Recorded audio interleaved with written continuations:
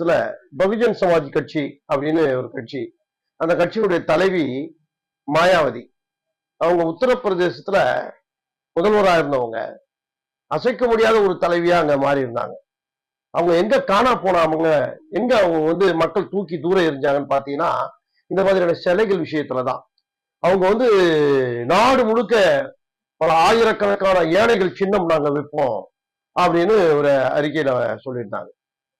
அது அங்க அந்த உத்தரப்பிரதேச மாநிலத்திலே பெரும் கொந்தளிப்பை ஏற்படுத்துச்சு. அங்கெல்லாம் பெரிய கல்வி அறிவு இல்லாத மாநிலம். ஒரு கல்வி அறிவு இல்லாத மாநிலத்திலே அங்க இருக்கக்கூடிய மக்கள் கொந்தளிச்சுட்டாங்க. இங்க ஒடுக்கப்பட்ட சமூகங்கள் கல்வியில, வேலை வாய்ப்புல, அரசியல்ல எதுலையுமே இங்க பிரதிநிதித்துவம் இல்லாம கீழ்த்தட்டு மக்கள் நாங்க ஒடுங்கி போயிருக்கோம். சாப்பாட்டுக்கு வழி இல்லாம தெருவுல இருக்கக்கூடிய சூழல் இருக்கு. இப்படிப்பட்ட எங்களுடைய இந்த நிலையில நீங்க ஏழை சின்னம் வைப்பீங்களா அப்படின்னு அந்த உத்தரப்பிரதேச மக்கள் கொதிச்சு போய்